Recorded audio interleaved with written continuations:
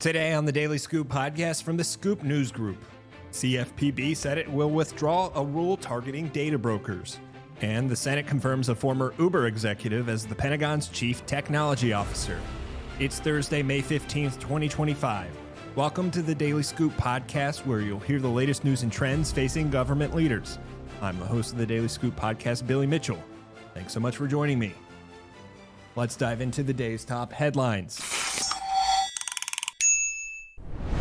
The Consumer Financial Protection Bureau is set to withdraw a Biden-era rule aimed at cracking down on data brokers and their selling of Americans' personal and financial information. In a notice in the Federal Register, the CFPB said legislative rulemaking on the data broker industry, quote, is not necessary or appropriate at this time, and the agency does not plan to take any further action on the proposal. The notice was issued by Russell Vought, acting director of the agency, head of the Office of Management Budget, and a Project 2025 architect. The withdrawal of the rule comes after President Donald Trump's initial nominee to lead the CFPB signaled to Congress in February an openness to continuing Biden administration data broker rules. Jonathan McKernan, a former Treasury Department and Federal Housing Finance Agency staffer, told the Senate Banking Committee that Rohit Chopra, President Joe Biden's CFPB director, was onto something with his policies targeting data brokers and data aggregators. The CFPB's withdrawal notice took particular issue with the rule's focus on the Fair Credit Reporting Act, saying that the proposal was, quote, not aligned with the Bureau's current interpretation of the FCRA. Other related policy objectives have also changed, the notice stated. The agency also cited numerous concerns about the rule raised in public comments, specifically regarding the CFPB's statutory authority and its propriety under the plain text of the FCRA. More than 600 comments were submitted on the rule. In other news, the Senate on Wednesday voted 54-43 to confirm businessman Emil Michael as Undersecretary of Defense for Research and Engineering and the Pentagon's Chief Technology Officer.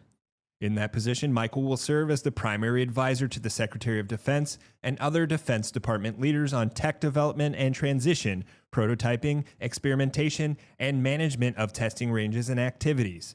He'll also be in charge of synchronizing science and technology efforts across the DOD. Michael comes to the job from the private sector, where he's been a business executive, advisor, and investor. He told members of the Senate Armed Services Committee that he's been involved with more than 50 different tech companies during his career. Perhaps most notable, from 2013 to 2017, he was chief business officer at Uber.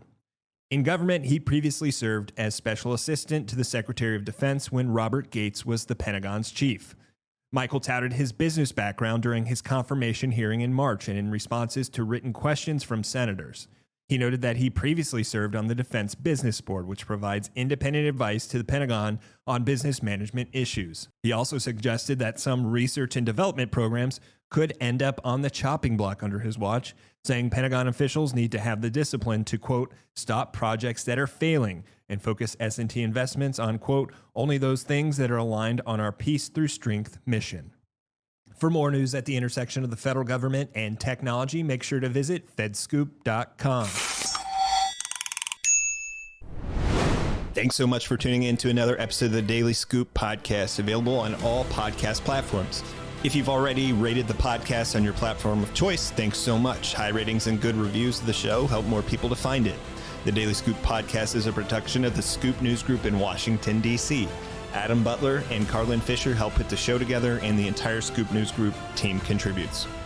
We'll be back tomorrow with more top headlines. Until then, I'm your host, as always, Billy Mitchell. Thanks so much for listening.